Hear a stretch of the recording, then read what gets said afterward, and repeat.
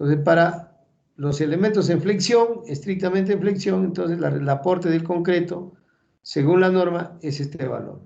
Lógicamente, aquí la variable que afectan, las variables que afectan el valor de la resistencia del concreto son, esto en base a los estudios que hemos dicho, que de base el Instituto Americano del Concreto, es la resistencia a la tracción del concreto, la cuantía de refuerzo longitudinal por flexión, la esbeltez del elemento, la presencia de cargas axiales a compresión, el tipo de agregado, los puntos de corte, el tamaño de la viga. Miren, hemos comentado ya esto en la clase pasada, pero lo recuento porque es importante. Entonces, para que yo tenga un valor de confianza del aporte del concreto, lo primero que hago es medir la resistencia a la tracción del concreto. ¿Y cómo se mide eso? A través del módulo de rotura, que en este caso es 2 por raíz cuadrada F' C. F sub R igual a 2 por raíz cuadrada F' C. Entonces, esa resistencia, cuanto más baja sea, el valor de la resistencia del concreto al corte también va a ser baja. Luego, la cuantía de refuerzo. Bueno, aquí la situación no es como en el caso de los tipos de falla que hemos visto, ¿no? Falla balanceada, falla por fluencia, falla por compresión, no es lo mismo. En este caso, cuanto más refuerzo longitudinal tengamos en la sección, será muy beneficioso para el corte, ¿no? O sea, aporta al corte. Como ustedes pueden ver en el diagrama de cuerpo libre. ¿Qué pasa si hay varias varías? Cada una soporta corte, entonces por lo tanto aumenta, ¿no? La esbeltez del elemento, en realidad el tamaño de la sección. Cuanto más esbelto sea el elemento, más corte puede soportar. Es decir, a ver, una viga cuadrada de 40 por 40 puede tener una determinada resistencia, por ejemplo 10, pero si tengo una sección, no sería 40 por 40, sino por ejemplo, sería 20 por 60. A ver, 40 por 40 sería 4 por 4, 16.600. Ahora, y si lo pongo, una sección de 20 por 60, que tengo en la misma área, pero ya es esbelta, no es cuadrada, entonces 20 por 60 hace la misma área de corte, pero es esbelta. Entonces también aumenta el cortante allí. La presencia de cargas axiales, como les había dicho, si a una viga solo le aplica el momento de flexión, ¿no? Con respecto a un plano de flexión, ¿no? Sin que le apliques ninguna carga axial, esa resistencia, digamos, es baja. En comparación, sí que a la misma viga, que le aplicas una carga de flexión en ese plano, le aplicas una carga de compresión. Entonces, aumenta ahí la resistencia al corte. Ahora, también veamos el tipo de agregado. Para efectos de corte, de hecho, se necesita que haya más adherencia. Por lo tanto, es probable que aquí los agregados que no son angulosos no proporcionen el corte adecuado, ¿no? Como el caso de piedra seleccionada o piedra chancada, ¿no? Les había comentado que esto está mucho por investigar, ¿no? Y una buena tesis también podría agregarse acá, por ejemplo, ver de qué manera, ¿no?, influye la resistencia al corte del concreto hecho con piedra chancada y hecho con piedra seleccionada. Y es más, incluso la variable tendría que ser el tamaño del agregado. A ver, ¿qué pasa con un agregado de 3/4 y qué pasa con un agregado de 1/4?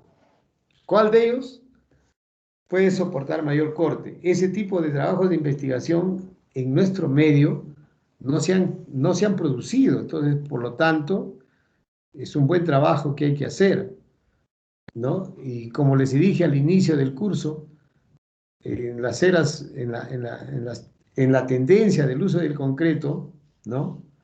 En la tendencia del uso del concreto es pues ir a usar concretos de alta resistencia. Y para el uso de concreto de alta resistencia, que en nuestro país incluso no dice nada la norma, ¿no? Pero de acuerdo a las investigaciones que se realizan en otros países, ¿no? La tendencia es que el agregado grueso ya no sea tan grueso. Se ha logrado, por ejemplo, digamos, resistencias en concretos de alta resistencia con el tamaño máximo de un cuarto de piedra, ¿no? Entonces, ustedes podrían desarrollar cada uno de ustedes una tesis para título profesional, digamos, de probar cómo incide el tamaño del agregado y el ángulo a la resistencia al corte. Muy interesante un trabajo y que sería de aporte nacional incluso, ¿eh? Porque como les digo, la norma no tiene. Simplemente en nuestra norma nos hemos copiado del Instituto Americano del Concreto, ¿no? Y utilizamos esas fórmulas. Lo damos por aceptado, pero no investigamos, ¿ya? Entonces, y también tiene que ver el tamaño de la viga, ¿no? Pero eso por el tema momento flector, ¿no? Bien, el ACI propone una expresión que incorpora la resistencia a la tracción del concreto, la cuantía del refuerzo longitudinal y el efecto de la esbeltez. Por ejemplo, si tienen pues una sección de viga con regular cuantía y a su vez con una resistencia a la tracción elevada y es esbelto, entonces pueden determinar con esta fórmula que propone la CI la resistencia que pueden esperar en una sección de concreto. ¿Ya? Muy bien, en esta fórmula el ρ es la cuantía de área de acero, en el ρ que es digamos el ancho del alma, ¿no? Y también podemos, por ejemplo, para elementos que están sometidos, vigas que están sometidos a compresión, se incrementa un poco el valor de aporte del concreto, ¿no? O sea, la resistencia del concreto sube, ya es 20.53 por raíz de F'C más la fuerza, ¿no? La fuerza de compresión que actúa sobre la sección transversal de la viga, ¿no? Y finalmente, para elementos en tracción axial, también nos da la norma, ¿no? En este caso se reduce, ¿ya? Cuando es compresión, se suma, y cuando es tracción, noten lo siguiente, hay una fuerza axial de tracción, pero que no favorece la resistencia al corte, en este caso se disminuye, ¿no es cierto? Bien, habíamos comentado ya sobre los tipos de refuerzo transversal, salvo alguna pregunta. Bien, seguimos. Tipos de refuerzo transversal.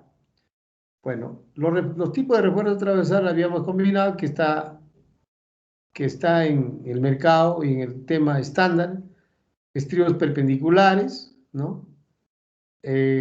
Con refuerzos electrosoldados, espirales, estribos inclinados, bueno, espirales de poco peso, barras longitudinales, dobladas, combinación de los tipos anteriores, ¿no? Y también mallas de alambre, ¿no? ¿Cómo se puede ver esto dentro de la práctica o dentro de la parte física? Porque tenemos una viga cuya sección se ve el refuerzo de corte, que es el estribo rectangular o un estribo circular. Les decía también que puede haber estribos inclinados, ¿no? Estribos inclinados que pueden ser totalmente cerrados, abiertos de esta manera con cierto anclaje, otros solamente cerrados de esta manera y otros soldados. A su vez, no en una viga, no necesariamente puede haber un solo estribo, sino pueden haber dos, pueden haber tres, dependiendo de la separación que tenga la varilla de refuerzo y el tamaño y de la sección, ¿no? ¿Ya? Bien, entonces esos son los tipos de refuerzos que se encuentran en el mercado.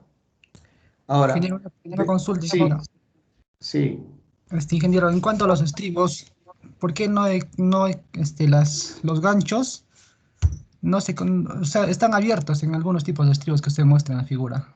sí, ¿Por ya, qué? O sea, ¿a qué se debe eso? Por ejemplo, en una columna se recomienda que los ganchos estén metidos en 45 grados, confinados en la columna, pero ahí veo que está abierto. ya, correcto, ¿Debido a qué, ya. ingeniero, es eso? A ver, vamos, tu pregunta es interesante, pero todo tiene digamos, una interpretación analítica, ¿ya? Miren, a ver, miren este tema. Acá tienen un estribo cerrado, otros abiertos. Si analizamos la viga, ¿qué nos interesa en la viga? En función a los diagramas de cuerpo libre que hemos estudiado, ¿no? Podemos ver que estas formas de estribo son o no son adecuadas. Entonces, para poder comprender más, regresamos a este tema. Miren,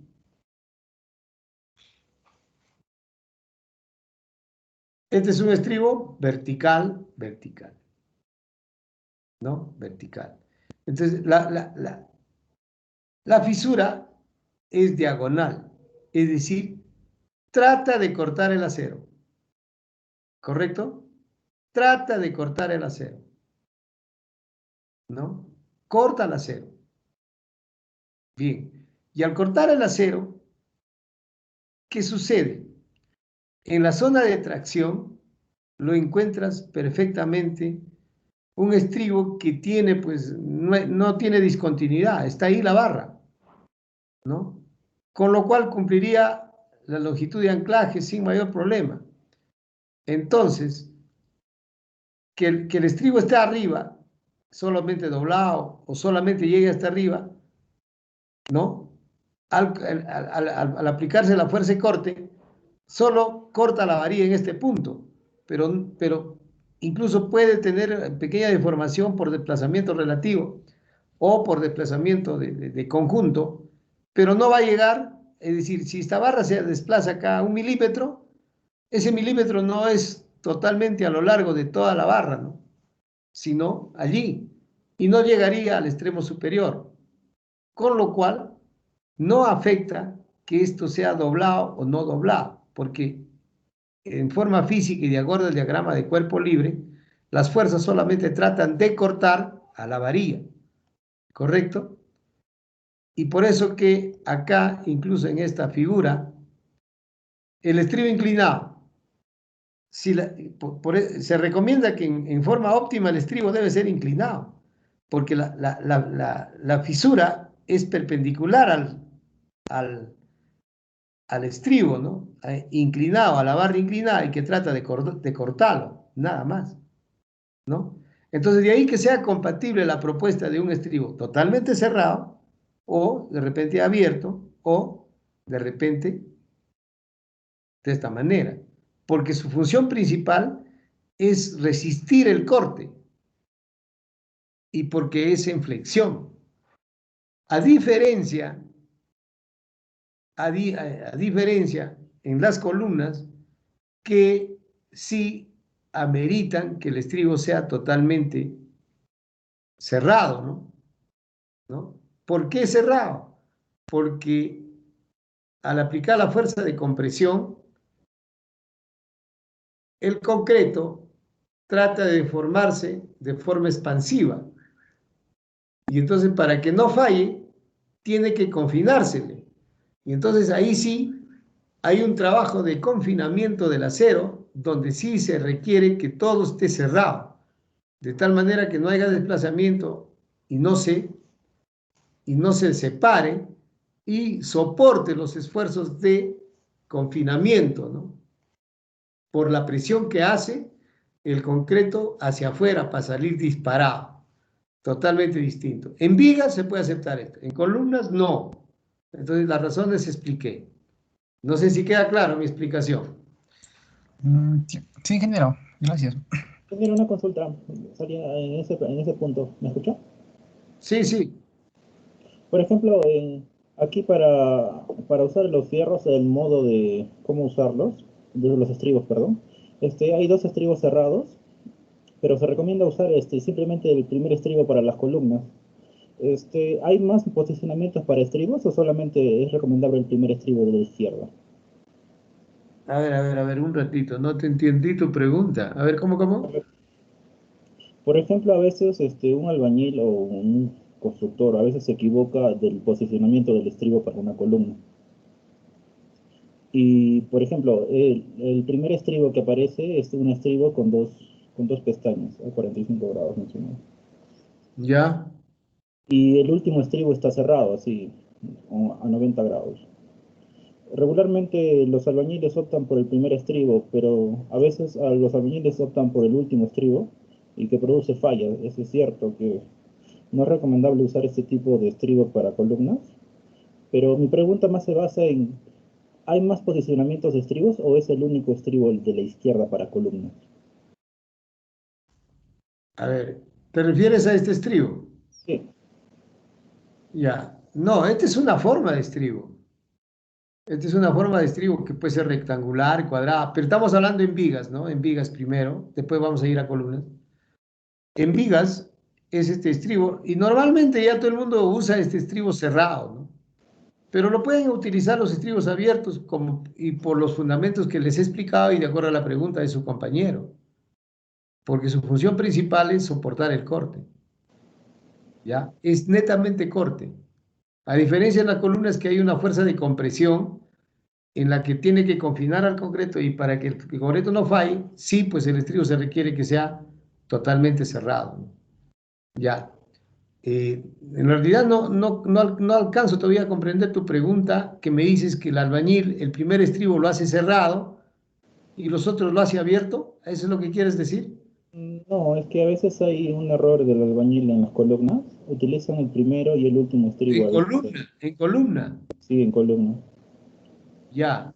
En columna, yo te diría que cuando veamos columnas, ahí podemos explicar a profundidad de acuerdo a lo que tú me dices, o a tu pregunta o a tu duda. Por el momento estamos viendo estrictamente estribos en vigas, y cuya función principal del estribo en vigas o refuerzo por corte es soportar el corte.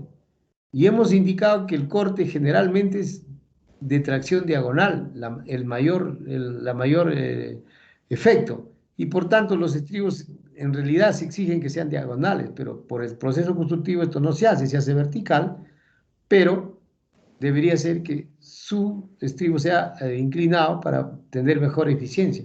Pero la función principal de este estribo es que no corten al concreto, no sea tan fácil el concreto de fallar, ¿no? Soportar estrictamente el corte. Acá no hay confinamiento, que es diferente, ¿no? Claro, ingeniero. Pero que sí confina, pero no es el fin principal. ¿Sí? ¿Alguna pregunta?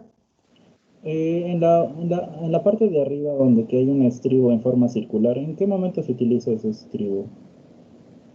A veces por arquitectura quieren que sea una viga circular, y lo puede poner el estribo circular.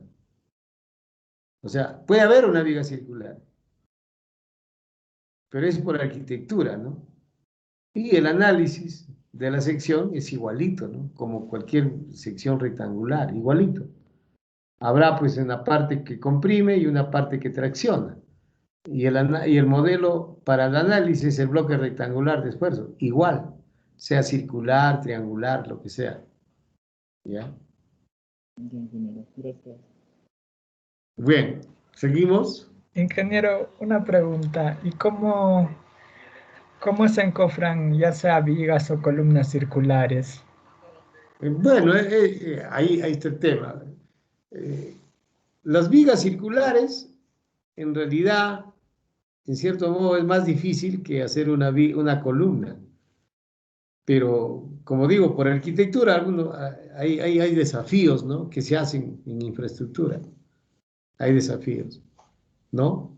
Pero en columnas no hay problema, pues una columna generalmente se utilizan moldes metálicos, ¿no? Se prefabrica y se coloca como si fuera madera y se llena Para hacer columnas es sencillo. Para vigas sí, porque hay que colocar mayor detalles en los encofrados de soporte antes de vaciar el concreto, ¿no? Y, y el tipo de colocación del concreto también se hace un poco más complicado, ¿no? Dependiendo si la viga es totalmente circular o si la viga es parcialmente circular, depende. Pero se fabrica, generalmente ya se utilizan moldes metálicos, ¿no? Ya. Vamos, seguimos. A ver, aquí precisa un poco más cuáles son las funciones del refuerzo transversal. Bueno, las principales funciones son que permite para ensamblar las armaduras, ¿no? O sea, permite, si no hubiera estribos, ¿cómo amarraríamos el refuerzo principal? No habría cómo, ni cómo disponerlo. Entonces, su primera función es para hacer el ensamblaje o el montaje del refuerzo principal o el refuerzo por flexión. ¿Ya?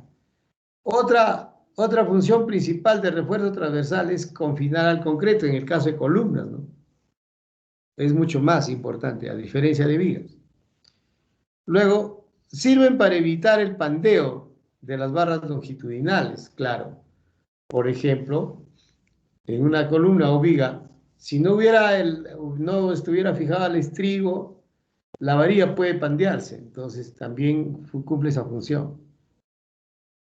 Otra función que cumple el refuerzo por transversales, controlar el agrietamiento, ¿no? O sea, que no se fisure más. Sirve para mejorar el comportamiento de los empalmes, también. Por ejemplo, hay un corte y tengo que hacer un traslape. Una mejor forma de asegurar que ese traslape esté bien es usando estribos o refuerzo transversal.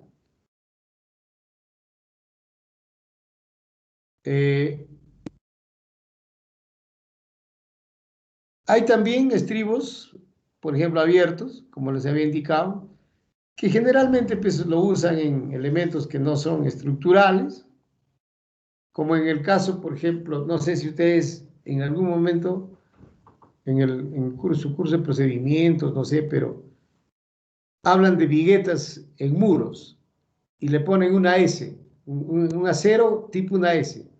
Ese, por ejemplo, no es muro estructural, pero se utiliza como refuerzo de corte para ensamblar el acero digamos, del refuerzo, y es un estribo abierto. Bueno, los estribos cerrados, que son de uso obligatorio, los espirales pueden ser continuos o también pueden ser estrictamente circulares. Estas vienen a ser las funciones del refuerzo transversal. Ahora veamos resistencia al corte que aporta el acero longitudinal. Ahora veamos todo el análisis que se requiere para comprender el aporte del acero a la resistencia al corte. Entonces, para poder entender analíticamente cuál es el aporte del acero, nos planteamos igual un elemento de viga, ¿no? Digamos una porción de viga que está soportada en un determinado apoyo y que esta viga tiene refuerzos, ¿no?, longitudinales y tiene refuerzos por corte o transversal, digamos, refuerzo por corte a través de estos estribos. Entonces, este es el refuerzo que está inclinado. Y está inclinado a un ángulo alfa, como lo hemos visto en la figura, ¿no? Ya. Muy bien. Y la grieta que se produce perpendicular al refuerzo. Entonces, acotamos las distancias entre estribos o entre refuerzo transversal horizontalmente una distancia S. Y a lo largo de la grieta una distancia A, ¿no? Y analizamos que en un determinado tramo llamado P puede haber varios estribos. Entonces, para partir al análisis, consideramos un triángulo de esfuerzos como el que está sombreado. A este triangulito lo sacamos y analizamos sus condiciones de esfuerzo y sus ángulos. Acá, el ángulo de ese triangulito en esta parte será alfa, en el otro se mantendrá siendo teta, en tanto que esta base es paralelo a la barra longitudinal. Y entonces tenemos acá las distancias, en este lado A, y en la parte baja S, con sus respectivos ángulos. Entonces, si este ángulo es teta y este es ángulo alfa, el ángulo que está acá sería 180 menos teta más alfa, ¿no? Y la distancia entre refuerzos longitudinal, tanto del positivo como el negativo, es JD. Muy bien, entonces decimos acá,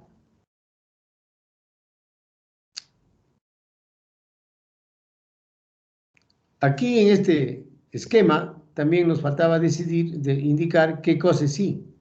I es un tramo o una longitud de grieta que se está dando, una longitud de grieta. Entonces acá definimos a cada uno de ellos. I es la longitud de grieta, P es el tramo o la proyección horizontal de la grieta, A es el espaciamiento en la dirección de la grieta, S es el espaciamiento en la dirección horizontal, y entonces, a partir de este esquema, si hacemos un poco de geometría en el triángulo, y utilizando los conceptos de trigonometría, ¿no? Y asumiendo que en esta longitud de grieta hay n, ¿no? Inclinados a lo largo de la grieta, entonces yo puedo determinar que el número de estribos es igual a I entre A. O sea, tengo toda esta longitud, divido entre A y puedo tener el número de estribos. Por trigonometría, esta distancia P es igual, ¿no?, a la hipotenusa por el coseno del ángulo. Es decir, esta es la hipotenusa y este es el coseno del ángulo. Entonces, esta longitud P podría estar definido como el coseno de teta por esta distancia. Y si despejamos de acá, podemos tener que I es P sobre coseno.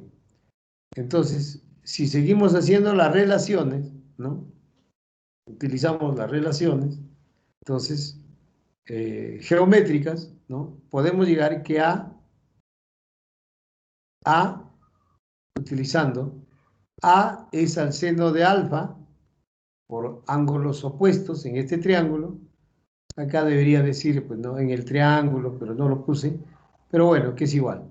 A es a este seno de ángulo, o sea, por la ley de senos, como S es al ángulo 180 menos eso. Y haciendo las operaciones respectivas, ¿no?, tendríamos que este seno, digamos, haciendo las operaciones respectivas, digamos, de acuerdo a los valores trigonométricos, podemos tener que el seno de 80 menos alfa más teta es este valor, ¿no? Desarrollamos el seno de la diferencia de dos ángulos y obtenemos que es igual al seno de alfa más teta. Y si desarrollamos, usando los conceptos trigonométricos, podemos llegar que el seno de todo este ángulo es igual a seno de alfa por coseno de teta más coseno de alfa por seno de teta.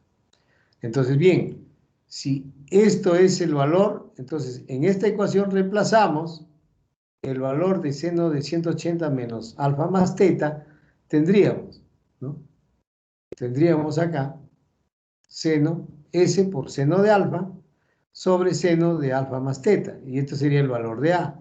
Y reemplazando los valores que se han obtenido, llegamos al valor de A, que es esto, S sobre seno de teta por cotangente de alfa más cotangente de teta, que se puede, haciendo trigonometría, llegar a ese valor. Luego, si reemplazamos los valores de I y A en esta fórmula, tendríamos en esta ecuación N y el valor de A, podemos llegar a tener esta ecuación que nos permite calcular el número de estribos, ¿no? P sobre S por la tangente teta multiplicado por la cotangente alfa más cotangente teta. Entonces, esta es la fórmula general. En el instante que se inicia la grieta por tracción diagonal, se puede suponer que teta vale 45 grados. Y si es 45 grados, ¿qué sucede? Este valor de P, si es 45 grados teta, este valor de P es igual a esta distancia JD vertical. ¿Por qué? Porque si es de 45, este también es 45 y por lo tanto es igual. Entonces, en ese instante, si es 45, puedo yo, en este caso, entonces, llegar a tener el valor de N como P sobre S por la cotangente de alfa más 1. Muy bien. La fuerza cortante nominal que resiste la viga está dado por el aporte del concreto y el acero, ¿no? Que sería B sub N igual al aporte del concreto más el aporte del acero. Entonces, a lo largo de la grieta, para estar en equilibrio, el cortante resistente debe ser, para que esté en equilibrio, a la resistencia que proporciona el concreto más la resistencia que proporciona el acero. ¿Y el acero cómo lo proporciona? Al área del acero transversal multiplicado, ¿no?, por el seno de alfa, ¿no?, por la cantidad de eso, ¿no? Y luego, como hay n estribos a lo largo de la grieta, esta ecuación, si hubiera uno solamente es esto, pero si hay n estribos, entonces la carga nominal, ¿no?, que está ahí en el corte, su resistencia es BC más la sumatoria de N por A sub E por seno de alfa. Aquí estamos considerando FI, que es el esfuerzo de influencia del acero. ¿Ya? Siempre para este diseño se considera FI.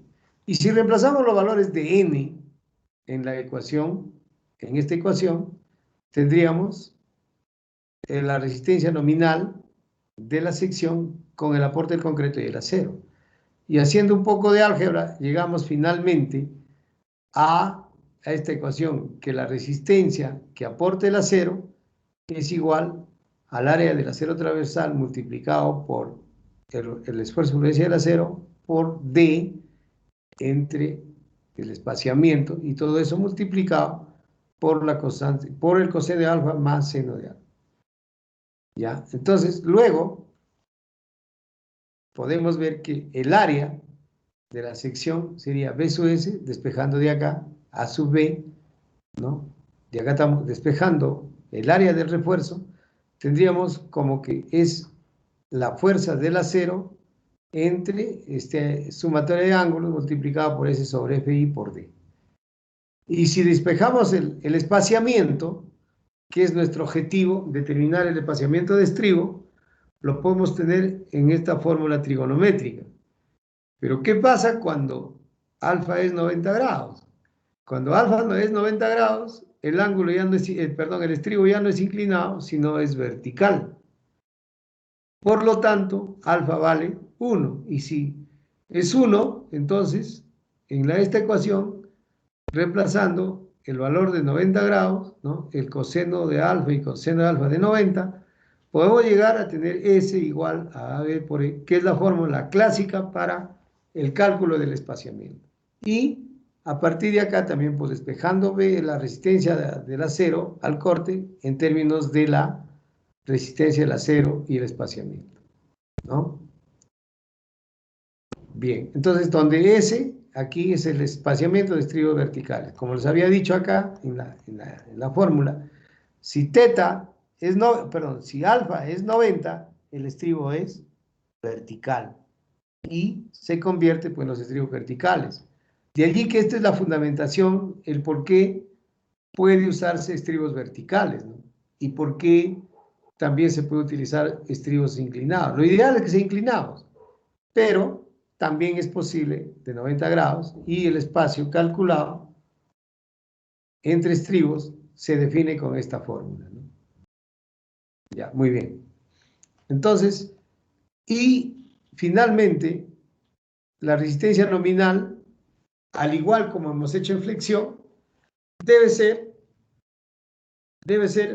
menor, mayor o igual que el cortante último sobre phi, que debe ser mayor, en este caso se considera igual, pero esta resistencia debe ser mayor o igual a B último sobre phi, donde B es el cortante último calculado por el análisis estructural o calculado con el tema de la resistencia requerida, ¿no?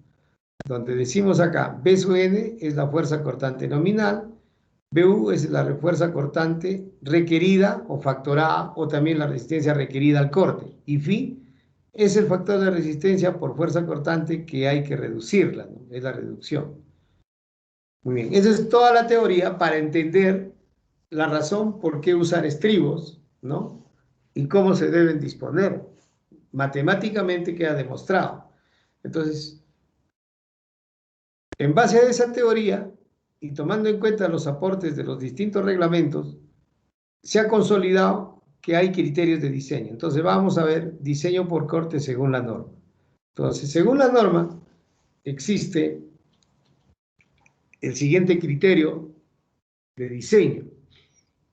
Bueno, la norma propone una metodología que se basa en suponer que la resistencia al corte del elemento está dado por el aporte del concreto y el aporte del acero. O sea, primer principio básico, ¿no? O sea, para diseñar, entonces yo considero que la resistencia al corte está dado por el aporte del concreto y por el aporte del acero. Y si yo quiero diseñar, este valor último debe ser menor que esta resistencia nominal. Para eso lo tengo que reducir, ¿no? Al 85%. Bien, creo que estamos sobre la hora. Bueno, no les quito más el tiempo. Gracias por su atención en esta clase. Mañana continuaremos. Mañana hacemos ya problemas de diseño. Terminamos de discutir la norma que nos recomienda para el diseño y haremos ejemplos de diseño. ¿Ya? Salvo alguna pregunta. Bien. Si no hay, nos quedamos ahí. Les agradezco a cada uno de ustedes su atención y bueno, disculpar el tiempo que supuestamente hubiéramos perdido hablando de nuestra realidad política. Gracias con todos. Estaremos siempre en contacto y conversando, intercambiando ideas que sean necesarias para nosotros y para la sociedad. Estoy a su disposición cualquier consulta de compartir en lo poco que conozco. Gracias. Gracias, ingeniero. Hasta luego, ingeniero. Hasta luego, ingeniero. Hasta luego.